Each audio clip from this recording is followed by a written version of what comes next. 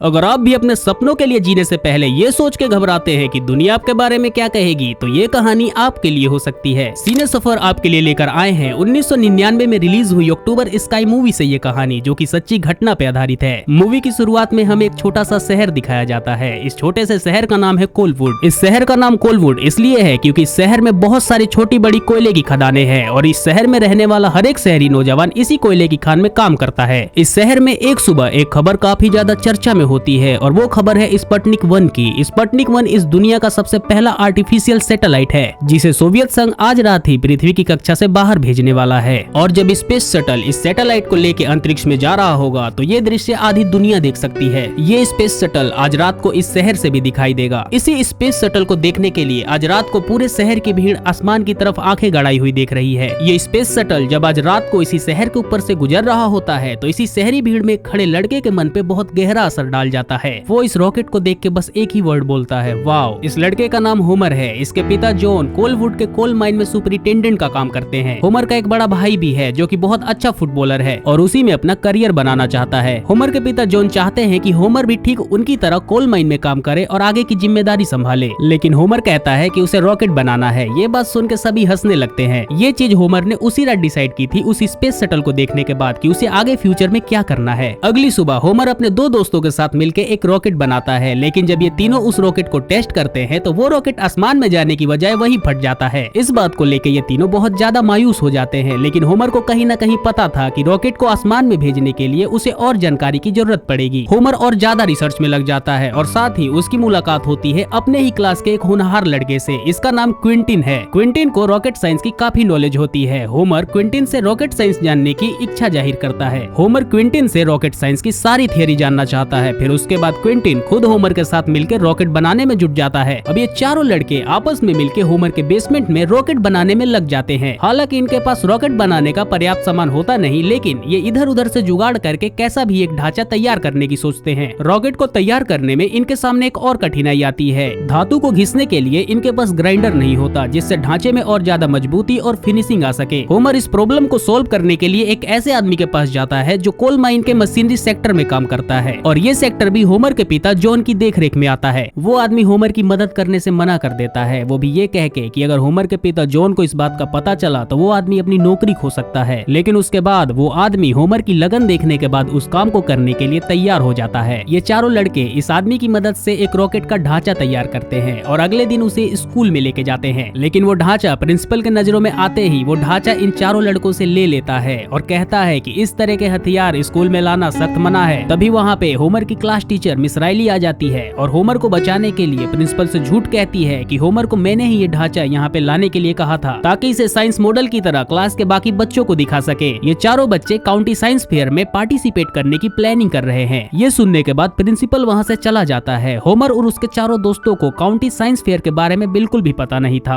Homer अपनी teacher से इस बारे में बात करता है। उसकी टीचर उससे बताती है कि इस साइंस फेयर में पूरे देश के बच्चे अपने साइंस के प्रोजेक्ट को सबमिट करते हैं और जो भी इसमें फर्स्ट आता है उसको कॉलेज के लिए स्कॉलरशिप मिलती है। ये सुनने के बाद होमर की रुचि इस साइंस फेयर में और ज्यादा बढ़ जाती है, लेकिन उसकी टीचर उससे कहती है ये तुम्हारे लिए नहीं बना, तुम्हें मैथमेटिक्स पसंद नहीं जबकि इसके लिए मैथ्स आनी चाहिए। इतने में ये चारों मिलकर दूसरा रॉकेट बना लेते हैं, लेकिन ये रॉकेट ऊपर जाने की बजाय होमर के पिता के ऑफिस में चला जाता है। उस रॉकेट से किसी को नुकसान भी हो सकता था। जब उस रॉकेट को लेने होमर अपने पिता के पास जाता है, उसके पिता उसे बहुत डांटते हैं और साथ में उसकी इंसल्ट भी करते हैं और साथ ही कहते हैं अब मुझे पता चला कि आखिरकार तुम पूरे दिन बेसमेंट में क्या करते हो। फिर जब होमर शाम को अपने घर लौटता है और अपने बेसमेंट में जाता है तो उसे वहाँ पे अपने रॉकेट का कोई भी सामान नहीं मिलता। जब वो अपने पिता से पूछता है तो उसके पिता कहते हैं मैंने वो सारा फालतू सामान इस घर से बाहर रख दिया है और साथ ही होमर से ये भी कहते हैं कि अब से ना तो तुम कोई भी साइंस का प्रोजेक्ट कोल की प्रॉपर्टी के अंदर बनाओगे और ना ही एक्सपेरिमेंट करोगे। होमर के पिता के इस बात के बाद होमर का कोई भी दोस्त इस प्रोजेक्ट पे काम नहीं करना चाहता था, लेकिन होमर अपने दोस्तों से कहता है कि भले ही हम कोल की प्रॉपर्टी के अंदर कोई भी एक्सपेरिमेंट ना कर सके, लेकिन हम इस प्रॉपर्टी के बाहर जाके जरूर कर सकते हैं। लेकिन इस कोल की प्रॉपर्टी से बाहर जाने के लिए इन्हें रोज 8 माइल का सफर तय करना पड़ेगा। होमर का कोई भी दोस्त इस बात से राजी नहीं होता। यहाँ तक कि एक दोस्त ये भी कहता है कि मुझे अपना फ्यूचर पता है, मुझे एक न एक दिन यहीं पे कोयले की खान में ही काम करना पड़ेगा। लेकिन होमर कहता है मैं ऐसा नहीं करूंगा और ये कहने के बाद वो अकेला ही उस तरफ चल पड़ता है। होमर के कुछ दूर आगे जाते ही होमर के बाकी के दोस्त भी वहाँ आ जाते हैं और फिर ये बाकी का 8 माइल का सफर एक साथ मिल के तय करते हैं। ये लोग वहाँ पे पहुंचने के बाद खुद के काम करने के लिए एक छोटा सा वर्कशॉप तैयार करते हैं। हालांकि इनके पास इतना सामान नहीं होता, फिर भी इधर उधर से ये चीजें इकट्ठी करके अपना काम निकाल लेते हैं। अब जैसे जैसे समय बीतता जाता है, शहर के लोग यहाँ तक कि इनके क्लासमेट खुद इनका मजाक उड़ाते हैं, लेकिन इन चारों को खुद पे भरोसा था और सबसे ज्यादा भरोसा था होमर को। सबको ऐसा लगता था कि ये चारों कभी भी रॉकेट नहीं बना सकते और बस यूं ही अपना समय बर्बाद करते हैं। एक बार फिर से ये चारों मिलके अपनी नई जगह पे एक नया रॉकेट बनाते हैं और इस बार इस रॉकेट के लॉन्च को देखने के लिए एक आदमी भी आता है और इनसे कहता है, मुझे पता चला कि आज तुम लोग अपना रॉकेट लॉन्च करने वाले हो, लेकिन दुर्भाग्यवश ये लॉन्च भी फेल हो जाता है। रॉकेट उड़ता तो है लेकिन सीधा नहीं। वहाँ पे आया आदमी जब उस फेल मॉडल के निचले हिस्से को देखता है तो उनसे कहता है कि इस मॉडल के निचले हिस्से को बनाने के लिए जिस धातु के वॉशर का यूज किया गया है वो सख्त धातु का नहीं बना हुआ, जिसके कारण रॉकेट के ज्वलन ताप की वजह से ये धातु पिघल जाता है और रॉकेट आसमान में नहीं जाता, इधर उधर जाता है। ये आदमी इन चारों लड़कों को सुझाव देते हुए कहता है ये वॉशर किसी सख्त धातु का बना होना चाहिए, लेकिन इन चारों के पास वो सख्त धातु खरीदने के लिए पैसे नहीं होते। इसीलिए ये चारों एक ऐसे रेलवे ट्रैक पे जाते हैं जहाँ पे कोई ट्रेन नहीं आती और वहाँ जाके एक ट्रैक का हिस्सा उठा लाते हैं। इस ट्रैक के हिस्से को बेच के इनके पास पैसे आ जाते हैं। फिर ये चारों इस पैसे को लेके उसी आदमी के पास जाते हैं जिसने इनको ये सुझाव दिया था। वो आदमी एक ऐसे वर्कशॉप में काम करता था जहाँ पे वेल्डिंग और खराद का काम होता था। वो आदमी इन लोगों को एक अच्छा सा शेप तैयार करके देता है। अब ये चारों लड़के उस नए शेप के साथ पुनः परीक्षण शुरू कर देते हैं, लेकिन इसके बाद भी एक के बाद एक इनके सारे रॉकेट परीक्षण फेल होते रहते हैं। लेकिन ये चारों अभी भी हताश नहीं होते और अपनी खोज अभी भी जारी रखते हैं, इसके बाद भी कि इनको इसमें कोई कामयाबी नहीं मिली। अब ये चारों लड़के अपने रॉकेट के लिए एक नया ईंधन तैयार करते हैं और इस बार अपनी क्लास टीचर मिस राइली को भी अपने रॉकेट लॉन्च पे लेके आते हैं। लेकिन जब ये चारों लड़के अपनी टीचर के साथ रॉकेट लॉन्च साइट पे आते हैं तो वहाँ देखते हैं कि यहाँ पे और भी काफी लोग इनके रॉकेट लॉन्च को देखने के लिए पहुंचे हुए हैं। दरअसल यहाँ पे आए काफी लोग इनका मजाक उड़ाने के लिए आए थे कि रॉकेट लॉन्च होने के बाद इनका मजाक उड़ाया जाए। लेकिन इस बार रॉकेट टेस्ट एकदम सफल रहता है और आसमान को चीरता हुआ काफी ऊपर निकल जाता है। अब यहाँ पे मौजूद हर एक इंसान काफी ज्यादा खुश दिखाई दे रहा था, सबके चेहरे पे ज्यादा खुशी थी। ये इनका अब तक का पहला सफल रॉकेट लॉन्च था। इनकी ये खबर न्यूज़पेपर में भी छपती है और ये लड़के और ज्यादा फेमस हो जाते हैं। लेकिन इनकी ये खुशी ज्यादा दिन तक नहीं टिकती। अगले दिन ही स्कूल में पुलिस आ जाती है। पुलिस का कहना था कि इनके एक्सपेरिमेंट की वजह से जंगलों में आग लगी है। पुलिस इन चारों लड़कों को गिरफ्तार करके अपने साथ ले जाती है, लेकिन इनकी उम्र 18 साल से कम होने की वजह से इनको कोई सजा नहीं होती। अब इस घटना के बाद से ये लोग अपने साइंस का कोई सा भी एक्सपेरिमेंट नहीं कर सकते क्योंकि पुलिस अलाउ नहीं करेगी। ये लोग इस बात को लेके काफी ज्यादा निराश हो जाते हैं। ये लोग अपने उस वर्कशॉप को भी आग लगा देते हैं जिसे इन लोगों ने काफी उम्मीद और प्यार के साथ बनाया था। ये बहुत ही दुख भरा समय था। ये लोग अपने आंखों के सामने ही अपने सपने को जलता देखते हैं, लेकिन मजबूरन कुछ कर नहीं सकते। इसी रात कोल माइन में एक घटना घट जाती है जिसके अंदर एक आदमी की मौत हो जाती है और होमर के पिता बुरी तरह से जख्मी हो जाते हैं, जिसके बाद ना चाहते हुए भी होमर को कोल माइन में काम करना पड़ता है। जबकि होमर का भाई कोल माइन में काम करने के लिए तैयार होता है क्योंकि होमर ही अपने बड़े भाई को कोल माइन में काम करने के लिए रोक देता है। होमर के बड़े भाई के पास एक अच्छा फुटबॉलर होने की वजह से स्कॉलरशिप है, जिसकी वजह से वो आगे की पढ़ाई जारी रख सकता है और कॉलेज में जाने के बाद वो यहाँ से निकल सकता है। धीरे धीरे होमर के पिता रिकवर होने लगते हैं। होमर की माँ चाहती है कि होमर अब स्कूल जाए, लेकिन होमर अब स्कूल नहीं जाना चाहता। होमर के पिता को होमर के स्कूल जाने या ना जाने से कोई फर्क नहीं पड़ता क्योंकि होमर के पिता पहले से ही चाहते थे कि वो उनके साथ कोल माइन में काम करे, वो कोल माइन और अपने घर की जिम्मेदारियों को समझे और अब सब कुछ उनके मन मुताबिक ही हो रहा था। लेकिन होमर की माँ अब भी चाहती है कि होमर अपनी पढ़ाई जारी रखे, लेकिन होमर स्कूल ना जाने का फैसला कर चुका होता है। एक दिन होमर जब बाहर से घर आता है तो उसकी माँ उससे कहती है, मैंने तुम्हारे टीचर के बारे में कुछ सुना है। होमर ये सब सुनते ही अपनी टीचर मिस राइली से मिलने के लिए जाता है। मिस राइली को कैंसर होता है। होमर की टीचर होमर से कहती है, मैं पहले से ही चाहती थी कि तुम साइंस फेयर जीत जाओ ताकि तुम चारों दोस्तों को कॉलेज के लिए स्कॉलरशिप मिल सके, तुम चारों कुछ बन सको, इस शहर से बाहर जा सको,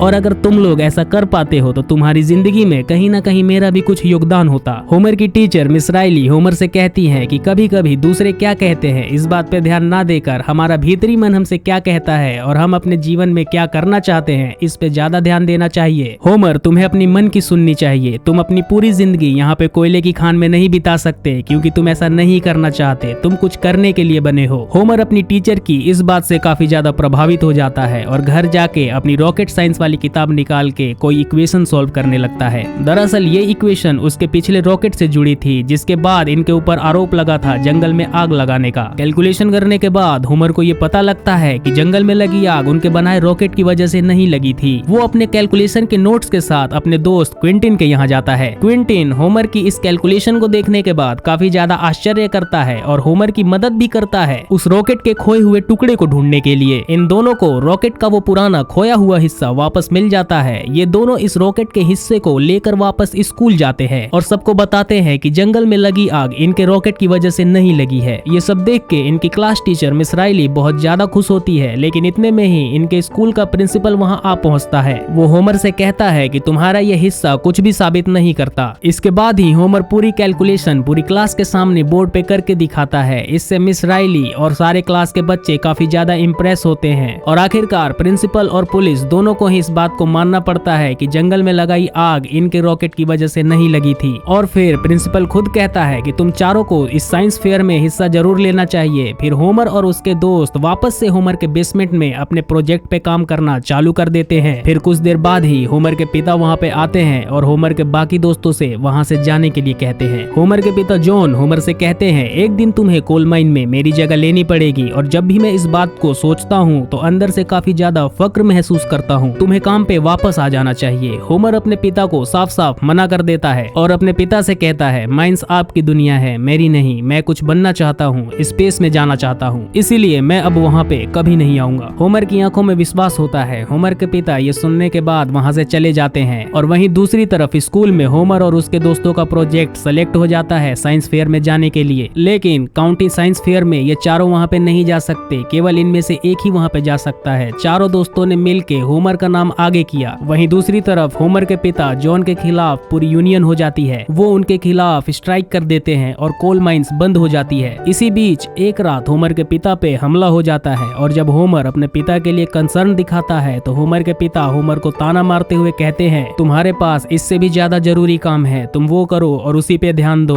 इस बात पे होमर को भी गुस्सा आ जाता है और अपने पिता से कहता है यहाँ पे जो कुछ भी चल रहा है उसमें उसकी कोई गलती नहीं है। कहता है मैं भी आगे पढ़ना चाहता हूँ, आगे बढ़ना चाहता हूँ और इस शहर से बाहर निकलना चाहता हूँ। धीरे धीरे यहाँ की माइंस मर रही है, ये शहर मर रहा है और इसमें मेरी कोई गलती नहीं है। और फिर होमर के पिता भी होमर से गुस्से में कहते हैं जाओ यहाँ से, जो करना है वो करो। होमर भी गुस्से में ये कह के चला जाता है कि मैं ये घर छोड़ के हमेशा के लिए जा रहा हूँ और वापस लौट के कभी नहीं आऊंगा। होमर अगले दिन साइंस फेयर के लिए निकल जाता है। ये साइंस फेयर 2 दिन का है। सबको होमर का साइंस प्रोजेक्ट बहुत अच्छा लगता है। अगले दिन साइंस फेयर का रिजल्ट अनाउंस होने वाला होता है, लेकिन रात को ही उसके रॉकेट का कोई नोजल चुरा लेता है। अगर वो नोजल होमर को वापस नहीं मिला तो वो कभी भी इस साइंस एग्जीबिशन में जीत नहीं पाएगा। होमर अपने दोस्तों और अपनी मम्मी के पास फोन करके कहता है कि उसे वो नोजल किसी भी हाल में चाहिए, लेकिन सबसे बड़ी परेशानी तो ये है कि वो नोजल नहीं बन सकता क्योंकि जिस आदमी ने भी इस नोजल को बनाया है वो भी उसी कोल माइन में काम करता है जहाँ पे अभी स्ट्राइक चल रही है। सारी मशीनरी इस कोल माइन के अंदर है और उस नोजल को बनाने के लिए कोल माइन की स्ट्राइक जल्दी से जल्दी खत्म करनी पड़ेगी। होमर की माँ होमर के पिता जॉन के पास जाती है, उनको सारी सिचुएशन बताते हुए ये स्ट्राइक खत्म करने के लिए कहती है, लेकिन होमर के पिता जॉन ये कह के मना कर देते हैं कि वो यूनियन की मांगों के आगे नहीं झुकने वाले। इस बात पे होमर की माँ को उसके पिता पे गुस्सा आ जाता है और वो उनसे कहती है कि तुमने कभी भी होमर का साथ नहीं दिया, तुमने कभी भी उस पे विश्वास नहीं किया, लेकिन तुम उसके पिता हो और तुम्हें अपना फर्ज निभाना चाहिए। और साथ ही होमर के पिता से ये भी कहती है कि अगर तुमने ये स्ट्राइक खत्म नहीं की तो मैं तुम्हें हमेशा के लिए छोड़ के चली जाऊंगी। इसके बाद ही होमर के डैड को भी ये रियलाइज होता है कि उन्हें होमर का साथ देना चाहिए। वो स्ट्राइक को खत्म करवाते हैं और साथ ही रॉकेट का नोजल बनवा के होमर के पास पहुंचवा देते हैं। होमर अपनी प्रेजेंटेशन देता है जो कि सबको बहुत ज्यादा पसंद आती है। अब वो घड़ी आ पहुंचती है जब रिजल्ट अनाउंस होते हैं और फर्स्ट प्राइज अनाउंस किया जाता है। सबके दिल की धड़कनें थम जाती है और आखिरकार फर्स्ट प्राइज मिलता है होमर को। होमर का जो साइंस प्रोजेक्ट था काफी ज्यादा ही बेहतरीन था।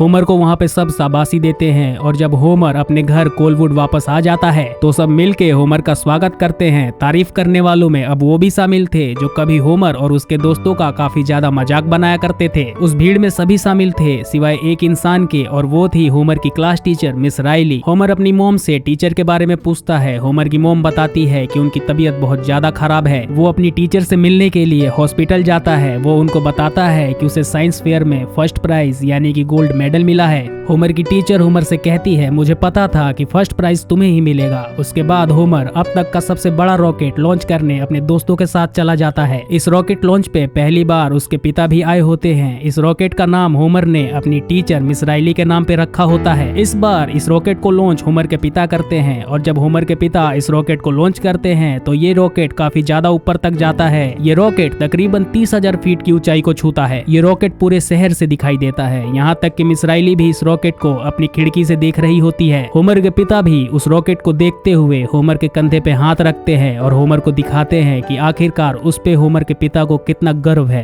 कहा जाता है कि इन चारों दोस्तों ने कॉलेज से ग्रेजुएशन के बाद अपने लाइफ में काफी अच्छे मुकाम हासिल किए। क्विंटिन ऑयल इंडस्ट्री में केमिकल इंजीनियर था। इनका एक दोस्त ऑटोमोबाइल डीलर बना जो आगे चल के बैंकर के तौर पे रिटायर हुआ। इनके एक दोस्त ने इंश्योरेंस एजेंसी खोली और होमर ने आगे चल के वियतनाम वॉर में हिस्सा लिया और वॉर खत्म होने के बाद वो नासा में इंजीनियर बने और साथ में कई किताबें भी लिखी। मिस राइली जिन्होंने होमर का काफी ज्यादा साथ दिया, उनकी 31 साल की उम्र में कैंसर से मौत हो गई। तो दोस्तों ये कहानी थी होमर हिकम की। ये मूवी रिलीज हुई थी 1999 में। IMDb पे इस मूवी की रेटिंग 7.8 है। आशा करता हूँ प्रयासों से भरी ये कहानी आप लोगों को जरूर पसंद आई होगी।